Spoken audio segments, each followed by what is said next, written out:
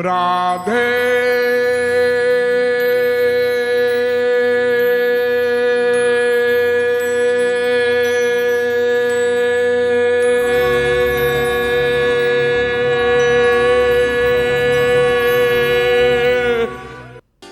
बंधुओं, महाप्रभु जी के अंश श्रीनिवासाचार्य जी के माता पिता महाप्रभु जी के नवद्वीप लीला के परिकर थे।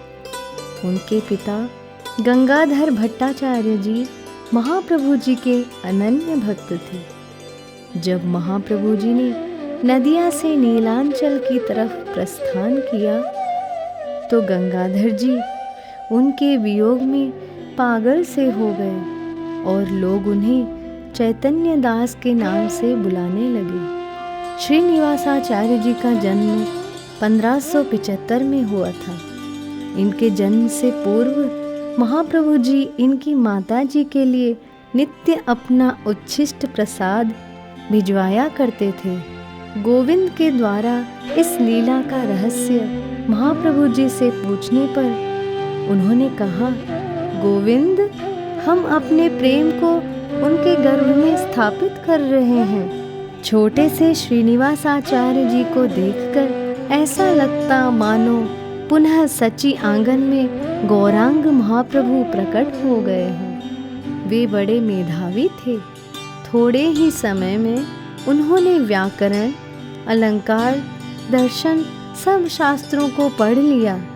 वह बार बार अपने माता पिता से महाप्रभु जी के दर्शन करवाने का आग्रह करते थे। बालक जानकर पिता टालते रहते, क्योंकि नीलांचल के लिए महीनों की यात्रा करनी पड़ती थी।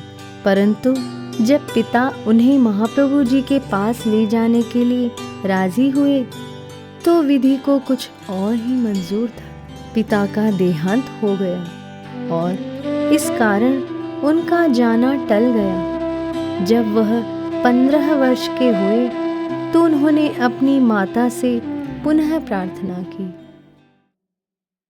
माँ, मुझे महाप्रभु जी के दर्शन करने जाने दो, नहीं तो मेरे प्राण उनके विरह में यहीं निकल जाएंगे।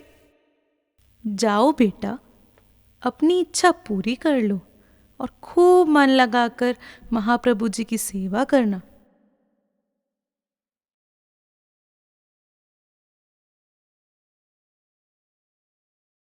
वे महाप्रभु जी के दर्शनों के लिए दौड़ पड़े। बस किसी तरह महाप्रभु जी के दर्शन प्राप्त हो जाए, यही कामना मन में लेकर चले जा रहे हैं। रास्ते में आते जाते हुए लोगों को पूछते हैं, भैया, अभी जगन्नाथपुरी कितनी दूर है? बस भैया, थोड़ी ही दूर और है। पर विधि को तो कुछ और ही मंजूर था। पूरा रास्ता चल चुके थे, थोड़ा ही शेष था। तभी, आप पुरी से आ रहे हैं ना? हाँ, हम पुरी से आ रहे हैं। तो आप इतना रो क्यों रहे हैं? क्या जगन्नाथ भगवान के दर्शन नहीं हुए? उनके दर्शन तो हो गए, परंतु हमें सचल जगन्नाथ के दर्शन नहीं हुए।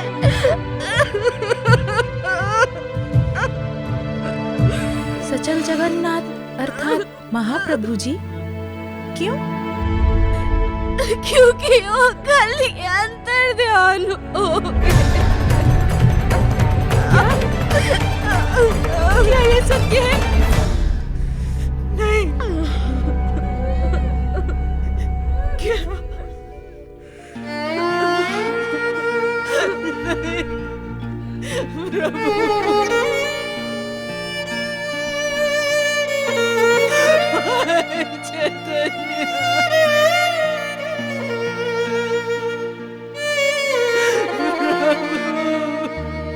प्रभु, मैं क्या करूंगा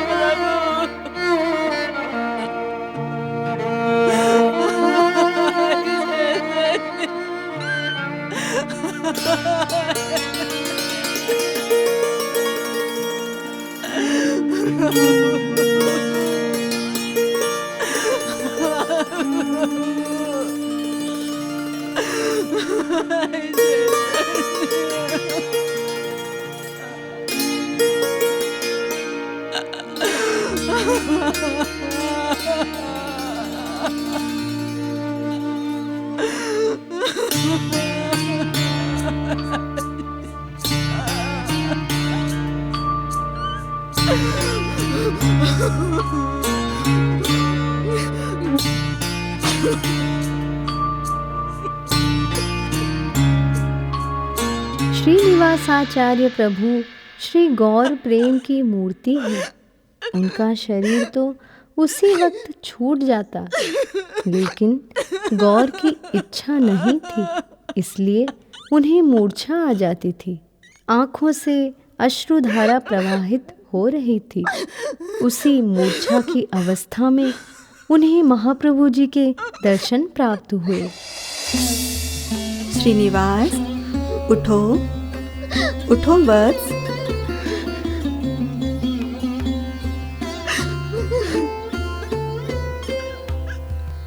श्रीनिवास, तुम तो मेरे ही स्वरूप हो। प्राण त्याग का संकल्प छोड़ दो। तुम्हारे द्वारा मेरा बहुत कार्य होना है, बहुत भक्तों का उद्धार होना है। मैं कहीं नहीं गया, मैं तो तुम्हारे हृदय के कण कण में और जगन्नाथ जी में साक्षात विद्यमान हूँ। तुम नीलांचल जाओ, वहाँ मेरे प्रिय परिकर गदाधर तुम्हारी प्रतीक्षा कर रहे हैं। जाकर उनका संग लाभ करो। जैसे ही आदेश प्राप्त हुआ, वे किसी तरह अपने आप को संयमित करके नीलांचल की ओर चल पड़े।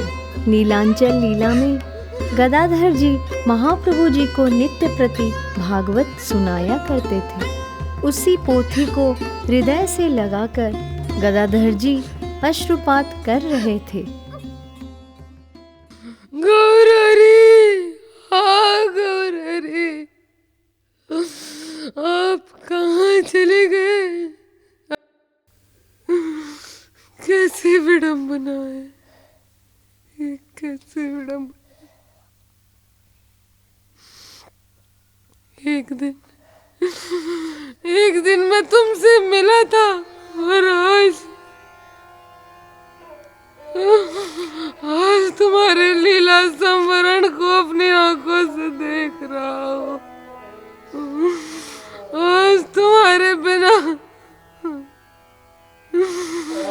इस संसार में मुझे रहना पड़ रहा है। गौरहरि, इसी पोथी को नित्य मैं सुनाता था। उनके अश्रुओं से, उनके विरह अश्रुओं से इसके अक्षर धुल गए। प्रभु, मैंने जीवन भर महाप्रभु के दर्शन नहीं किए, परंतु आज आप जैसे गौर प्रेमियों के दर्शन हो गए। मेरा अहोभाग्य है प्रभु, मेरा अहोभाग्य है। कौन श्रीनिवास, तुम आ गए। मैं तुम्हारी प्रतीक्षा कर रहा था। हाँ प्रभु, मैं ही अभागा श्रीनिवास हूँ। नाथ, मुझे स्वीकार करे। गौर न मिले, गौर के परिकर ही मिल गए। हम मेरा त्याग ना करिए प्रभु, मुझे भी यह भागवत जी प्रदान करिए जिसे महाप्रभु जी ने स्वयं श्रवण किया है। प्रभु, मुझे ये भागवत जी प्रदान करिए, मुझे स्वीकार कर लीजिए। नहीं पुत्र, अब मेरे पढ़ने पढ़ाने की हालत नहीं रही। अब मैं तुम्हें न पढ़ा सकूंगा। और जिस पोथी की तुम बात करते हो, वो तो मेरे प्रभु के अश्रु जल से धुल चुके हैं। इसमें तो बस पृष्ठ ही पृष्ठ बाकी है। स्याही तो पूरे उनके विरह अश्रुओं से बह गए हैं।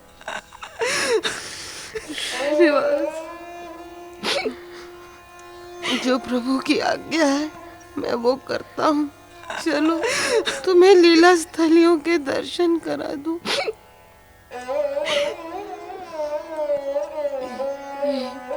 यही वो चटक पर्वत है जहाँ श्रीमन महाप्रभु विरह की अवस्था में गोवर्धन का भाव करके विरह व्याकुल हो जाया करते थे। हाँ कृष्ण करके इसका आलिंगन करने का प्रयास करते थे और उनके अंग क्षत विक्षत हो जाते थे।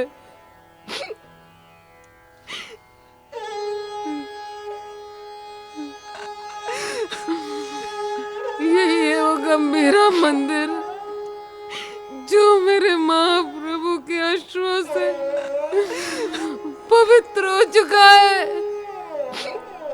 इसका कोई कण ऐसा नहीं जिसमें महाप्रभु के अश्रों का स्पर्श न हुआ हो। हाँ राधा, हाँ कृष्ण करते करते मेरे महाप्रभु जी यहाँ नित्य महाभाव की अवस्था में निवास करते थे। श्रीनिवास, कहाँ है मेरे प्रभु? मेरे प्रभु से मुझे मिला दो श्रीनिवास। श्रीनिवास, मेरे प्रभु के पास मुझे ले चलो।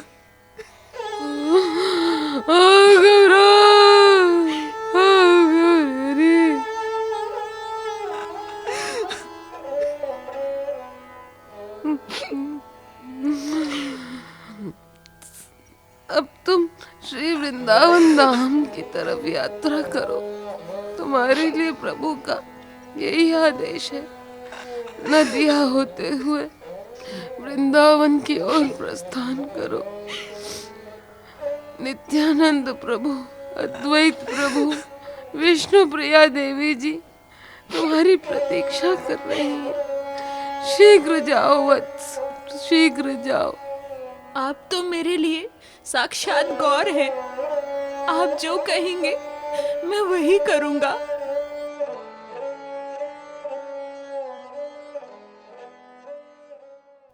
और वे गौर प्रदेश की ओर अग्रसर हुए। जैसे ही थोड़े आगे बढ़े उन्हें समाचार मिला कि गदाधर प्रभु अंतर्ध्यान हो गए।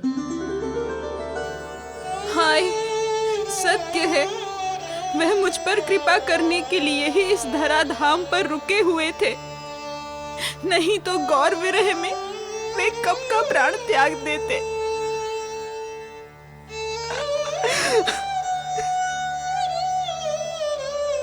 अभी तो गौड़ प्रदेश में नित्यानंद प्रभु और अद्वैत प्रभु विराजमान है।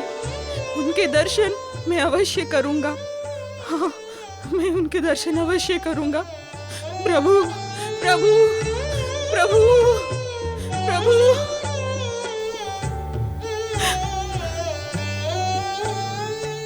परंतु दुर्दैव ने पीछा नहीं छोड़ा।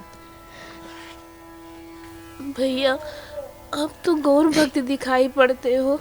यह सोचना है कि अद्वैत प्रभु और नित्यानंद प्रभु जी ने लीला समरण कर लिया है। क्या ये सत्य है? हाँ भैया, यह सत्य है। नहीं, क्या? नहीं, प्रभु।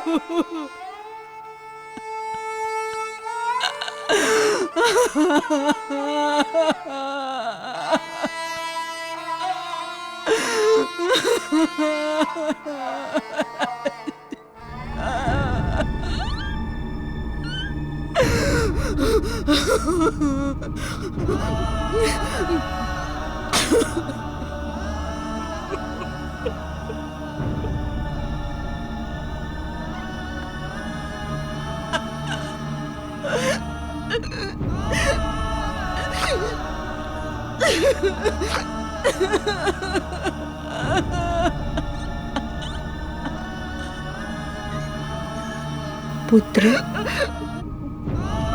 हम तो सदा तुम्हारे साथ हैं, व्याकुल मत हो। तुम्हारे द्वारा जो कार्य होना है अब उसकी तरफ ध्यान दो। जब नेत्र बंद करके हमको पुकारोगे तो हम तुम्हारे सामने प्रत्यक्ष हो जाएंगे। अब तुम वृंदावन जाकर गोपाल भट्ट जी से दीक्षा प्राप्त करो। श्रीनिवास, उससे पूर्व देवी विष्णुप्रिया तुम्हारी प्रतीक्षा कर रही हैं। हाँ प्रभु, उनके दर्शन करते हुए मैं भी जाना। जाता हूँ।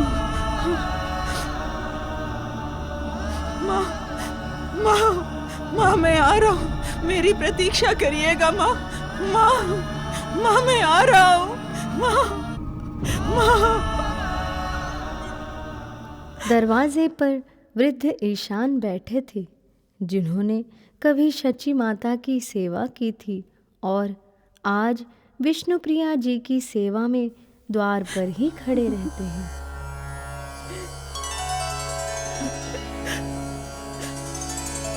हाय चैतन्य, हाय चैतन्य।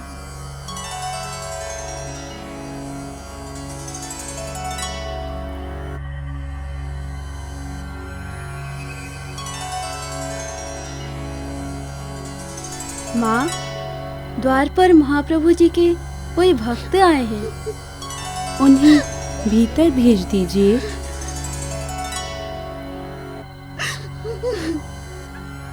चलिए, विष्णुप्रिया देवी जी आपको बुला रही हैं। महाप्रभु जी की संन्यास लीला के पश्चात जो कभी घर से नहीं निकली, सूर्य देवता ने भी कभी उनके दर्शन नहीं किए, उन विष्णुप्रिया जी ने श्रीनिवासाचार्य जी को दर्शन देना स्वीकार किया और अपने चरण दर्शन करवाए। बिनु कारण करुणा कारिणी तुम, करुणा कर सिर धारो। हाँ अति पतित पतित पावनी तुम, यह निज विरद विचारो। शत प्रणाम स्वीकारो, शत प्रणाम स्वीकारो। श्रीनिवास, तुम गौर का ही स्वरूप हो। पुत्र, निराश मत हो। तुम जो संकल्प करोगे वो अवश्य पूर्ण होगा। अब वृंदावन की ओर यात्रा करो। इन्हें भोजन करा दीजिए।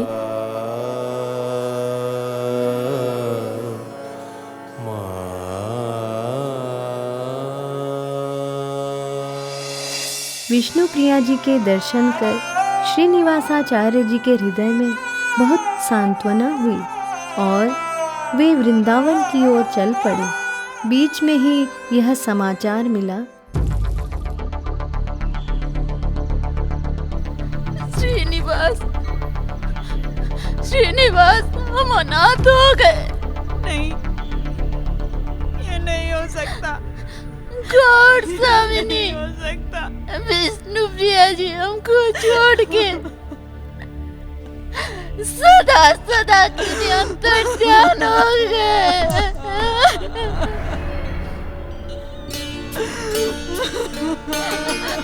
हम अनाथ हो गए।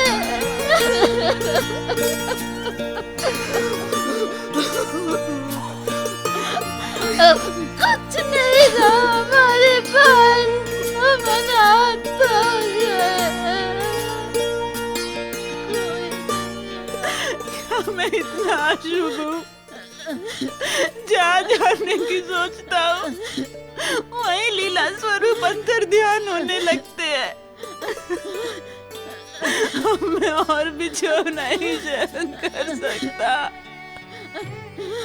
मैं और भी जो नहीं सहन कर सकता।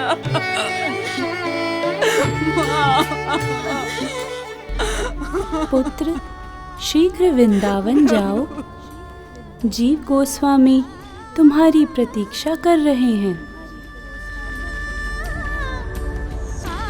श्रीनिवासाचार्य जी जिस काल में प्रकट हुए, उस काल में महाप्रभु जी अपनी लीला समेट रहे थे।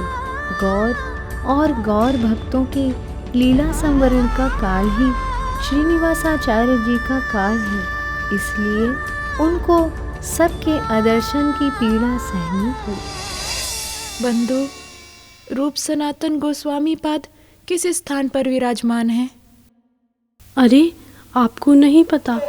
अभी कुछ दिन पहले ही वे दोनों भाई इस ब्रज को अनाथ बनाकर अपनी नित्य लीला में प्रवेश कर गए हैं। नहीं, अब पुनः मुझे यह समाचार मत दो। मेरे प्राण नहीं रह सकेंगे। हाँ गौर, हाँ, मेरे प्राण क्यों नहीं निकल रहे हैं? मुझ जैसा पति तो इस जगत में कोई ना होगा प्रभु।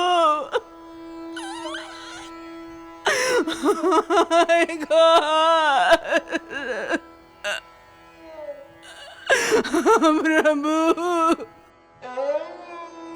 अरे इनको क्या हो गया?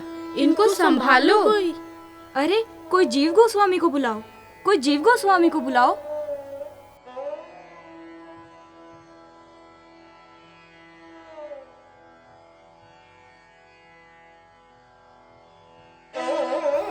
श्रीपाद, देखिए तो सही, देखिए इनको क्या हो रहा है। जीव गोस्वामी उन्हें देखते ही समझ गए कि वह कौन है और उन्हें गोद में उठाकर अपनी कुटिया में ले गए। एक दिन पश्चात उन्हें बहुत प्रकार से समझा बुझाकर स्वस्थ किया गया।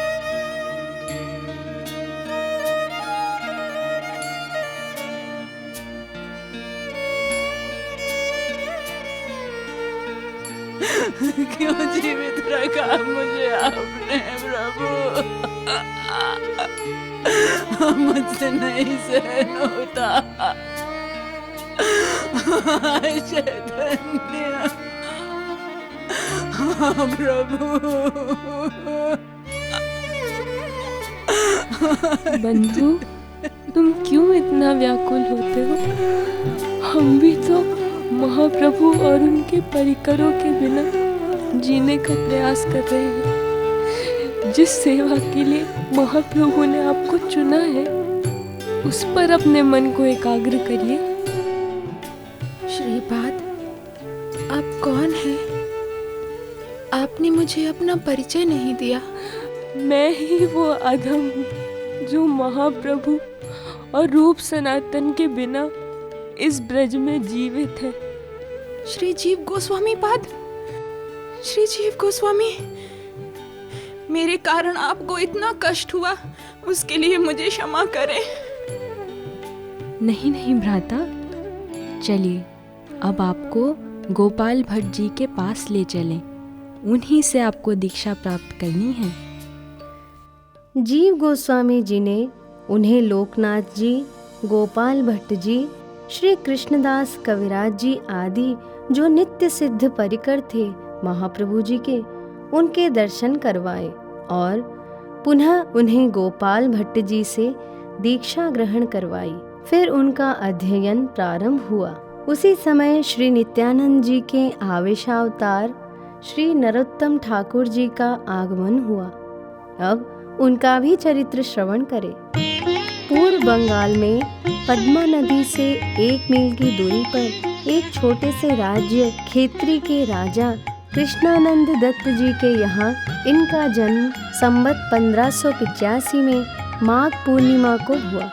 यह कायस्थ कुल के थे, क्योंकि वह महाप्रभु जी के लीला स्थली के पास ही प्रकट हुए थे। इसी कारण उनके गांव में बहुत से गौर भक्त विराजते थे। बाल्यकाल से ही नरोत्तम दास जी को गौर कथा और गौर कीर्तन करने का सौभाग्य प्राप्त हुआ। महाप्रभु जी की कथा सुनते सुनते नरोत्तम दास जी के मन में महाप्रभु जी के दर्शन की उत्कट लालसा उत्पन्न हो गई। अभी 5 वर्ष के भी नहीं हुए हैं। अभी से सोचते हैं कि कब मैं बड़ा हो जाऊंगा और महाप्रभु जी की सेवा करूंगा, उनके चरणों में शरणागत हो जाऊंगा, लेकिन वह आशा पूरी न हो पाई। आप क्यों इतना विलाप कर रहे हैं? बेटा, आज हमारी अनमोल निधि सदा सदा के लिए हमसे दूर हो गई। कौन सी अनमोल निधि? श्री कृष्ण चैतन्य। क्या हुआ प्रभु को? वे हमें सदा सदा के लिए छोड़कर अपने नित्य धाम चले गए। बाबा, बाबा यहाँ नहीं हो सकता।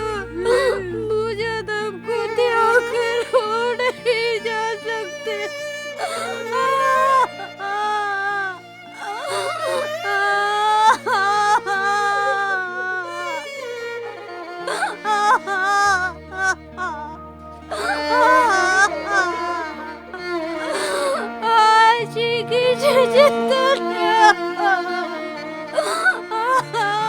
वे 2 दिन तक मूर्छित पड़े रहे।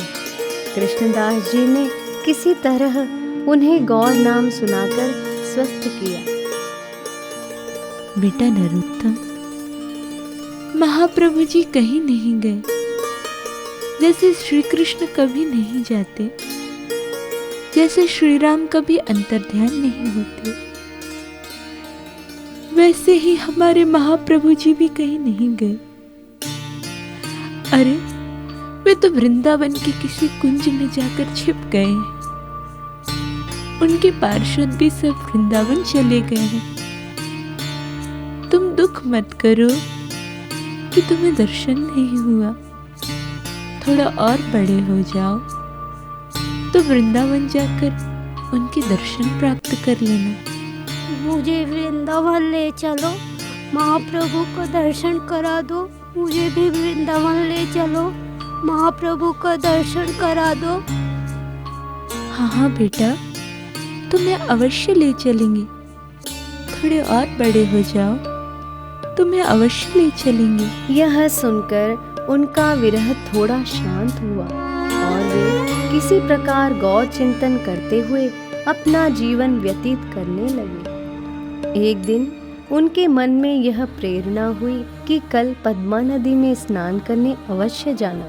आज वे जैसे ही पद्मा नदी में स्नान करने गए, उन्होंने देखा कि नदी से निकलकर एक गौर वर्ण बालक उनकी ओर नाचते हुए आया और उनके अंदर समाहित हो गया। नरोत्तम दास जी का शरीर श्याम वर्ण था, परंतु अब वे गौर वर्ण के हो गए। पूरे दिन गौर निताई ऐसा कहते हुए भावाविष्ट रहे। इस घटना के पीछे रहस्य यह है कि जब महाप्रभु जी नीलांचल से वृंदावन की ओर यात्रा कर रहे थे, तब उन्होंने पद्मा नदी में रुककर स्नान किया था और 3 बार नरोत्तम नरोत्तम ऐसा उच्चारण करते हुए पद्मा नदी को अपना प्रेम गुप्त रूप से प्रदान किया था और उनसे कहा था कि जब नरोत्तम प्रेम प्राप्त करने योग्य हो जाए तो तुम मेरा प्रेम उसे प्रदान कर देना। नरोत्तम दास जी के साथ यह घटना 7 वर्ष की अवस्था में हुई। अब तो उनकी बड़ी विचित्र सी ही स्थिति हो गई।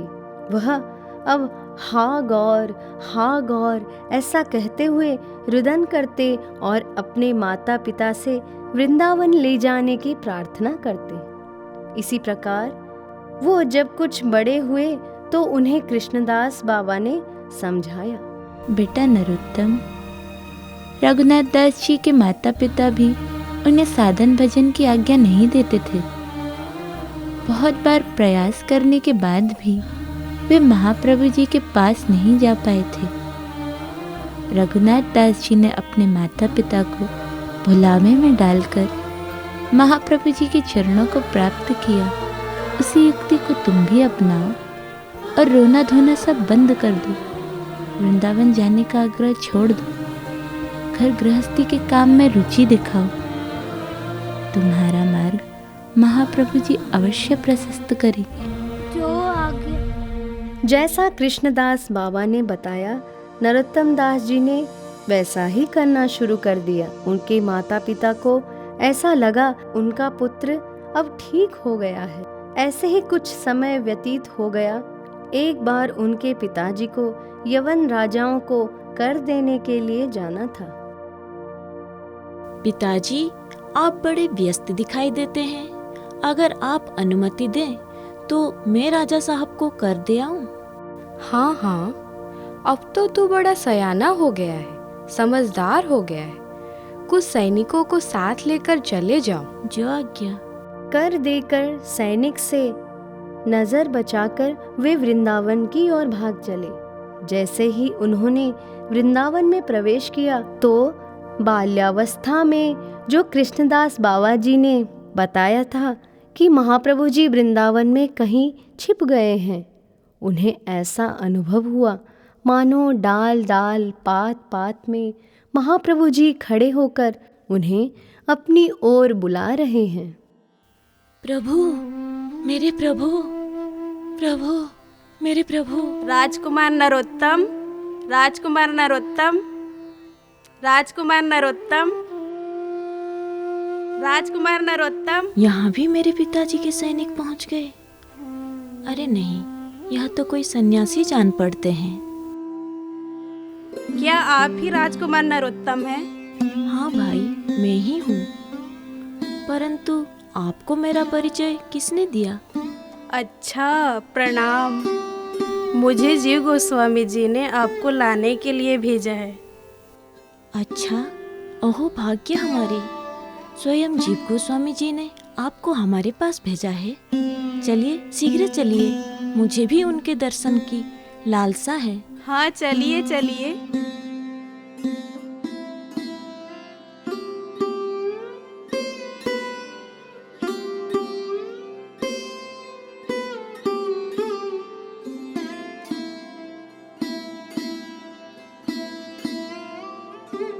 जीव गोस्वामी जी, यही है राजकुमार नरोत्तम। अच्छा, हम आपकी बड़े दिनों से प्रतीक्षा कर रहे थे।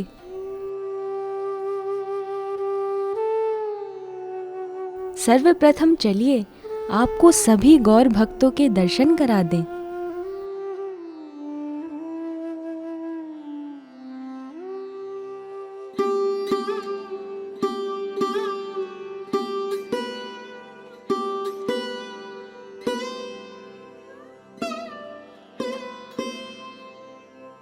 हे गोस्वामी पाद, ये है नरोत्तम। नरोत्तम, ये है रघुनाथ गोस्वामी पाद।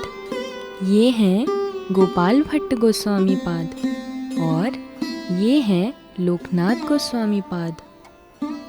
श्रीनिवासाचार्य जी, ये आपके गुरु भाई नरोत्तम दास हैं। आओ बंधु, हमारे हृदय से लग जाओ। कुछ दिनों बाद जब जीव गोस्वामी जी ने नरोत्तम दास जी से पूछा,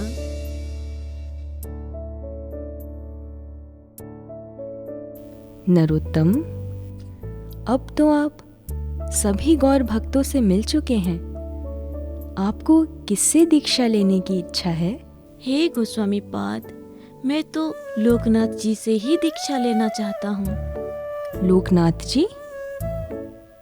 लोकनाथ जी, उन्होंने तो व्रत लिया है कि वे अपने इस जीवन में किसी को दीक्षा नहीं देंगे। कोई बात नहीं श्रीपाद, अब तो मैंने उन्हें मन ही मन में गुरु रूप में स्वीकार कर लिया है। मैं एक बार प्रयास करना चाहता हूँ। अच्छी बात है, करके देखिए। अगर किसी की प्रबल इच्छा हो तो गुरु को अपनाना ही पड़ता है। गुरु की कृपा प्राप्त करने का क्या तरीका होता है? उनकी सेवा करना। सेवा का क्या अर्थ होता है? उनको सुख पहुंचाना। नरोत्तम, तू भी इसी का प्रयास कर। वह दूर से ही गुरुदेव की कुटिया की परिक्रमा करते और धीरे धीरे हरिनाम गाते। लोकनाथ जी के कानों में जब वह मधुर नाम जाता तो उन्हें बड़ा सुख मिलता, लेकिन लोकनाथ जी ने अधिक ध्यान नहीं दिया। वे अपनी साधना में ही लगे रहते। कोई गाए अथवा ना गाए, उससे उन्हें कोई फर्क नहीं पड़ता। इधर नरोत्तम को इतने से तृप्ति नहीं हो रही थी। क्या करूं, कैसे करूं? रसोई भी खुद बनाते हैं, बर्तन भी खुद ही मांजते हैं, कपड़े भी खुद धोते हैं। हाँ, एक सेवा ऐसी है जो मैं कर सकता हूँ। गुरुदेव की महत्तर वाली सेवा कर सकता हूँ। गुरुदेव सुबह जिस स्थान पर निवृत्त होने जाते हैं, उस स्थान की सफाई कर सकता हूँ। ऐसे गुरुनिष्ठ के लिए क्या दुर्लभ है। वे नित्य रात्रि के 2 बजे उस शौच स्थान को भली प्रकार से मार्जन कर देते, बुहारी लगाकर मिट्टी छान कर रख देते, पात्र में जल भरकर रख देते ताकि गुरुदेव को कोई असुविधा न हो। लोकनाथ जी का हर काम का एक नियमित समय था। वे 4 बजे आते, उन्हें जल का पात्र भरा मिलता, मिट्टी छनी हुई मिलती, तो मन में सोचते, यह सब कौन करता है? हो सकता है मैंने ही किया हो। शुरू में तो उन्हें लगा कि उन्होंने ही किया होगा, क्योंकि हर 15 दिन 1 महीने पर वह स्वयं ही उस स्थान को साफ करते। इतनी नीच सेवा कौन कर रहा है? उसको मेरे से क्या स्वार्थ है? और मैं कंगाल बाबा जी दे भी क्या सकता हूँ? लोकनाथ जी अब सब पर ध्यान रखने लगे कि कौन कर सकता है। नरोत्तम उनके सामने ऐसा आचरण करते मानो उन्हें लोकनाथ जी से कोई मतलब ही ना हो। नहीं नहीं, ये तो नहीं कर सकता। लोकनाथ जी अनुमान भी नहीं लगा पा रहे थे कि इतने बड़े राजा के बेटे होकर क्या उसकी बुद्धि ऐसी होगी कि वह इतनी नीच सेवा करेगा। जो कोई है वो बहुत चतुर है। लगता है चतुर के साथ चतुर ही बनना पड़ेगा।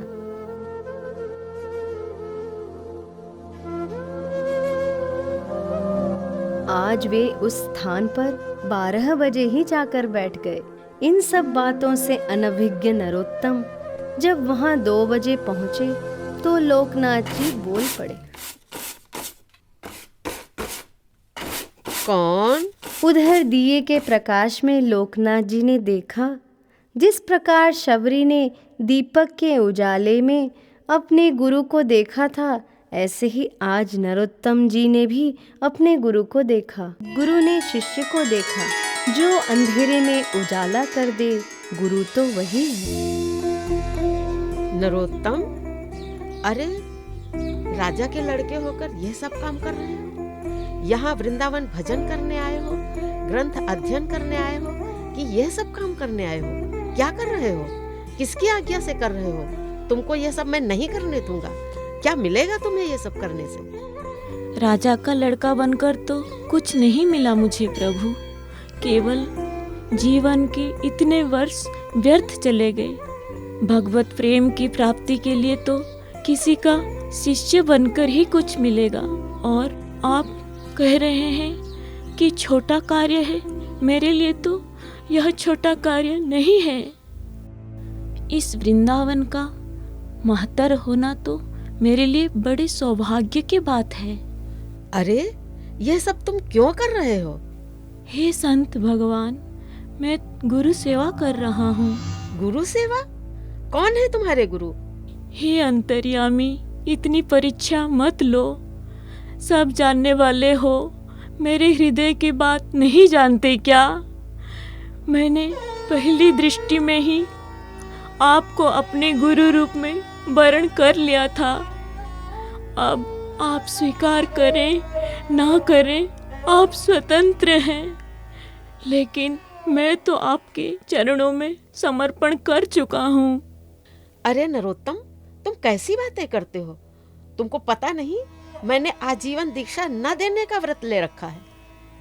ले रखा होगा, पर इस चरण किंकर ने भी व्रत ले रखा है आपसे दीक्षा लेने का।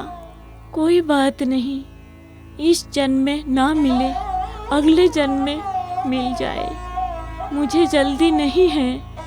अब ये जीवन समर्पित चरण में तुम्हारे, तुम ही मेरे प्रियतम प्राणों से प्यारे। अब कराओगे जो तुम वही मैं करूँगा, जहाँ ले चलोगे वही मैं चलूँगा। लोकनाथ जी कुछ बोल न पाए, हृदय द्रवीभूत हो गया था, लेकिन अपनी कुटिया में जाकर भजन करने लगे।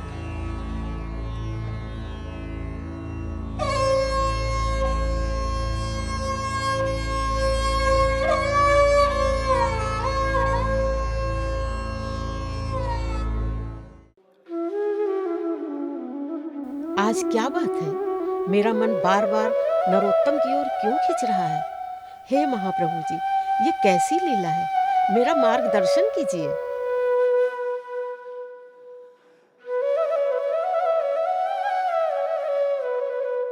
लोकनाथ,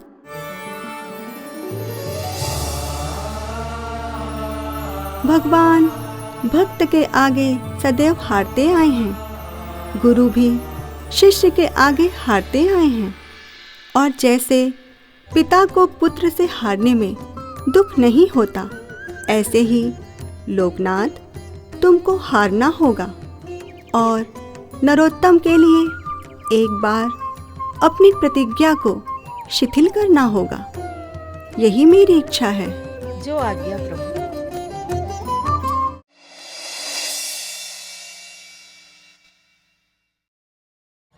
नरोत्तम, तुम जीत गए और मैं हार गया। पुत्र, तेरी निष्ठा मेरे व्रत पर भारी पड़ गई। पुत्र, तुम ही मेरे पहले और अंतिम शिष्य हो। ऐसे तो इस कंगाल लोकनाथ के पास कुछ भी नहीं है। तुम तो साक्षात नित्यानंद जी के प्रेम का स्वरूप हो। महाप्रभु जी ने तुम्हारे स्वरूप का परिचय भी दे दिया है। तो ठीक है, लीला में अगर तुम मुझे गुरु बनाना चाहते हो तो मैं महाप्रभु जी की आज्ञा का पालन अवश्य करूंगा। अब उनकी शिक्षा बड़ी तेजी से चलने लगी। रस पक्ष और सिद्धांत पक्ष दोनों में ही वे परिपूर्ण हो गए। जब जीव गोस्वामी जी ने देखा कि सभी शिष्य महाप्रभु जी का प्रचार प्रसार करने के लिए तैयार हो गए हैं, तो इन्हें प्रचार के लिए बाहर भेजना ही चाहिए। श्रीनिवासाचार्य जी को तो गोपाल भट्ट जी ने आज्ञा दे दी, परंतु नरोत्तम ठाकुर से बोलने में जीव गोस्वामी जी को बड़ा संकोच हो रहा है। नरोत्तम के प्राण गुरुदेव के चरणों में बसते हैं। अब उनसे कैसे कहूँ कि गुरु से अलग हो जाओ और प्रचार के लिए बाहर चले जाओ। दूसरा, लोकनाथ जी की भी अब 104 वर्ष की आयु हो गई है। नरोत्तम ही उनका सारा काम करते हैं, पर भेजना तो पड़ेगा ही। चलकर लोकनाथ जी से ही प्रार्थना करता हूँ।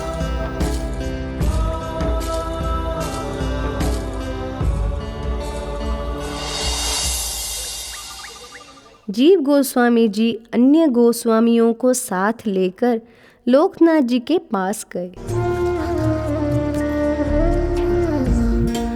प्रणाम श्रीपाद।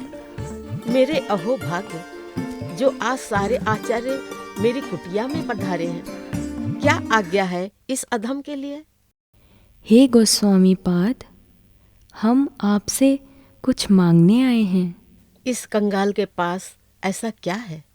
मैंने कुटिया में बैठकर अकेले ही भजन किया है। मैं तो स्वार्थी हो गया। लाखों जीवों के कल्याण का मार्ग तो आपने प्रशस्त किया है जीव गोस्वामी जी।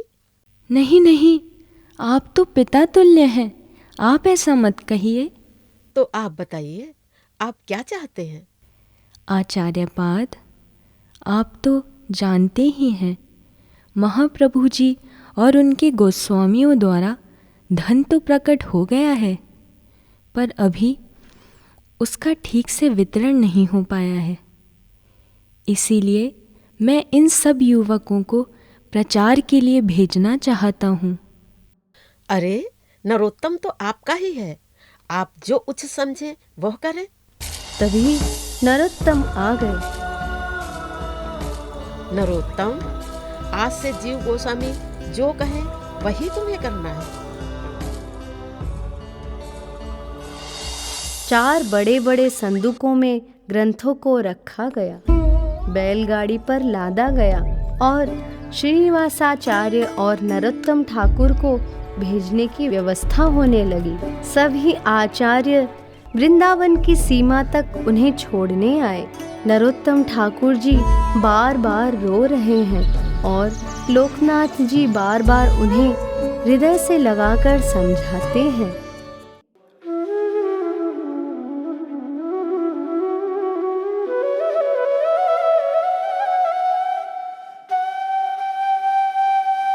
नहीं गुरुदेव, मैं आपको छोड़ के नहीं जाऊंगा, नहीं जाऊंगा, मैं आपको छोड़ के कहीं नहीं जाऊंगा।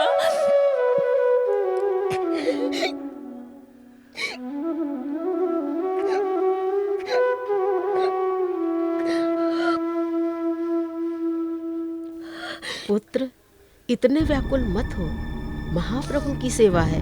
जाओ, खूब नाम प्रचार करो। गुरुदेव, मैं आपकी आज्ञा पालन करूंगा, लेकिन एक आज्ञा दे दीजिए। बीच बीच में जब अवसर मिलेगा वृंदावन आकर आपका दर्शन कर जाया करूंगा। पुत्र, इसकी आवश्यकता नहीं पड़ेगी। क्यों नाथ? यह तेरा और मेरा आखिरी मिलन है। अब दोबारा तुझको यह शरीर देखने को नहीं मिलेगा। नहीं गुरुदेव, नहीं, नहीं गुरुदेव, ऐसा नहीं हो सकता गुरुदेव, ऐसा नहीं हो सकता, ऐसा नहीं हो सकता गुरुदेव, ऐसा नहीं हो सकता गुरुदेव। मैं नहीं जाऊंगा, नहीं जाऊंगा, नहीं जाऊंगा।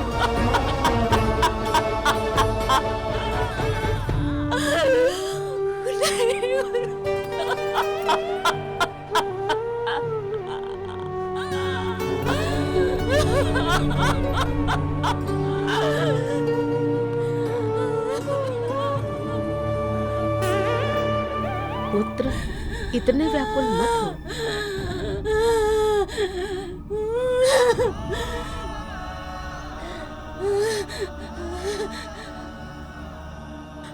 हे गुरुदेव, करोगे तो वही जो आप करना चाहते हो। बस इस अधम को आधार दे दीजिए।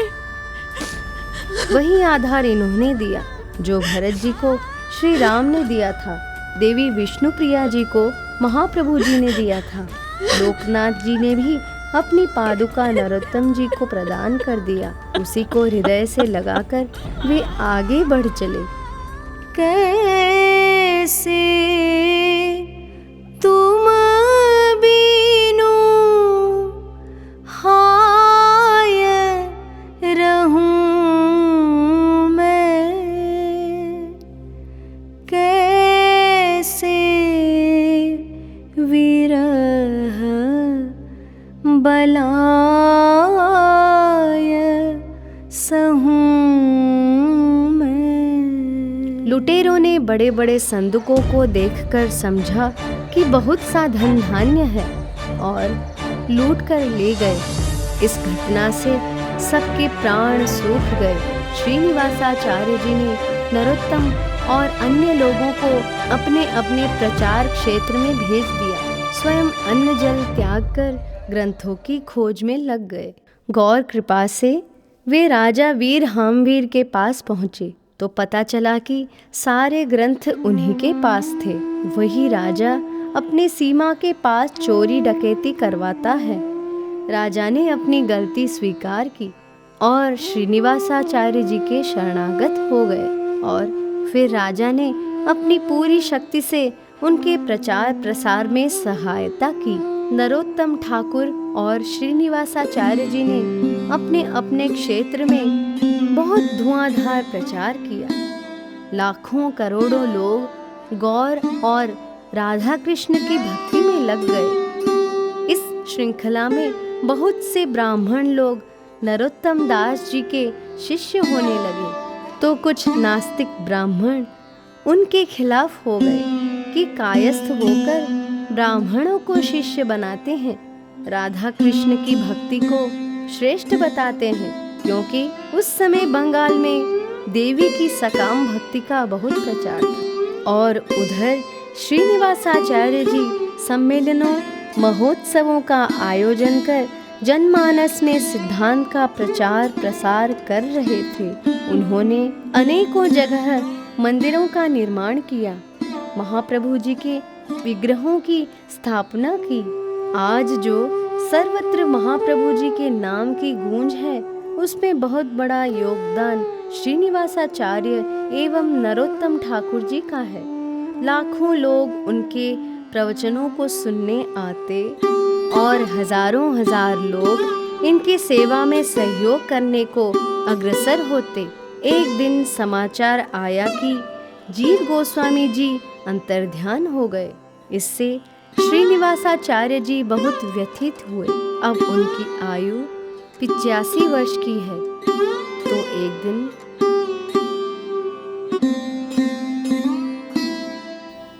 हे प्रिय भ्राता नरोत्तम, अब मुझे वृंदावन जाने की आज्ञा दो। श्रीपाद, आप तो मेरे अग्रज हैं। आपकी इच्छा का सम्मान करना मेरा कर्तव्य है। अगर आप ऐसा ही चाहते हैं तो ऐसा ही कीजिए, पर हम पुनः अवश्य मिलेंगे, अवश्य मिलेंगे। नरोत्तम ठाकुर समझ गए थे कि अब श्रीनिवासाचार्य जी लीला संवरण करना चाहते हैं, इसलिए वृंदावन जा रहे हैं। कुछ दिनों बाद समाचार आया कि श्रीनिवासाचार्य जी नित्य लीला में प्रविष्ट हो गए हैं। यह सुनते ही नरोत्तम विकल हो गए। अब धीरे धीरे नरोत्तम ठाकुर ने भी बोलना बंद कर दिया। भोजन और जल छूट गया, शरीर का हिलना डुलना समाप्त हो गया। फिर एक दिन उनका शरीर शांत हो गया। सारे शिष्य रोते रोते बेहाल हो रहे हैं। गंगा नारायण जो उनके मुख्य शिष्य थे, उनको तो विश्वास ही नहीं हो रहा था, पर अब सारी क्रिया तो करनी ही है। तो उनके शरीर को गंगा तट पर ले जाया गया, लेकिन उधर उन विद्रोही ब्राह्मणों ने दुष्प्रचार आरंभ कर दिया। उन लोगों ने ऐसा बोल बोल कर बहुत से सत्संगियों को भी विमुख करना आरंभ कर दिया, और गंगा नारायण जी इतनी गुरु निंदा नहीं सह पाए। देख लिया, ब्राह्मणों को शिष्य बनाने का अपराध किया था इसने, इसलिए इनकी बोली बंद हो गई। इतने बड़े भक्त थे तो राम कृष्ण हरि कह के जाते। बड़ा बोलता था कि राधा कृष्ण के भक्ति करो और दुर्गा के भक्ति से सबको रोकता था, इसीलिए ऐसा हुआ। इसीलिए इसका कंठ बंद हो गया, इसीलिए इसका कंठ बंद हो गया, पानी भी ना पी पाया। यही इसके पापों का फल है। बड़े भक्त बनते थे, बड़े कीर्तनकार बनते थे।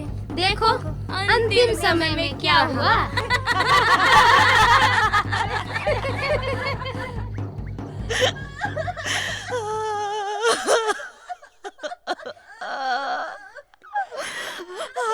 गुरुदेव, गुरुदेव, गुरुदेव।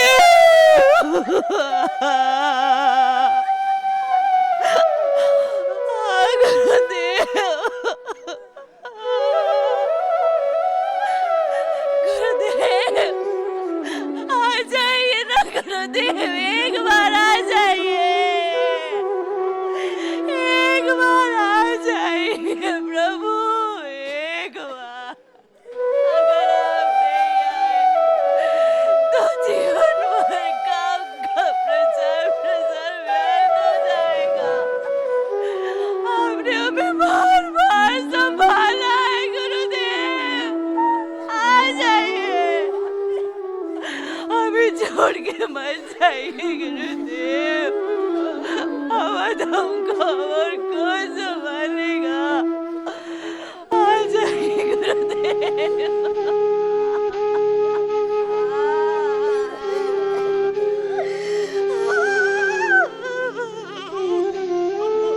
नरोत्तम ठाकुर चिता से उठ बैठे, जीवित हो गए।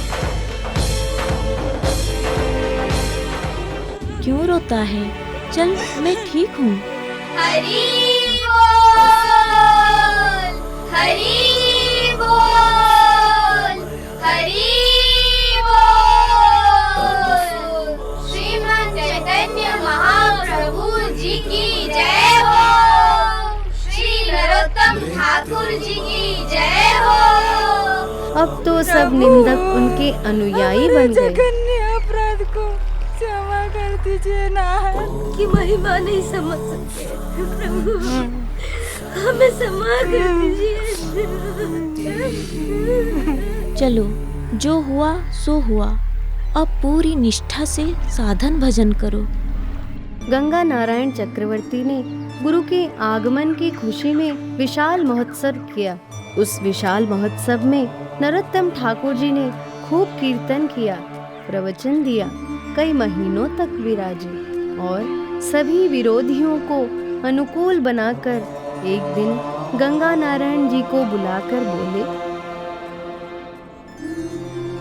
गंगा नारायण, अब तो तेरा सब संकट दूर हो गया ना? जी सरकार, अब आप ऐसे ही विराजिए, अब कभी ऐसी लीला मत करिएगा। अच्छा, तो ठीक है, अब ऐसी लीला नहीं करेंगे। मेरा मन है गंगा जी स्नान को चले। जी।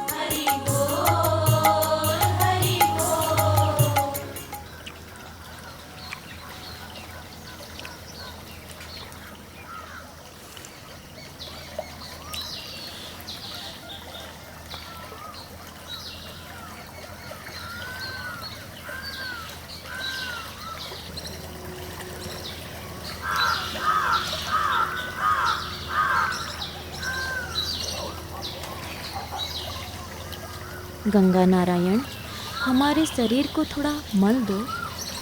जो आज्ञा।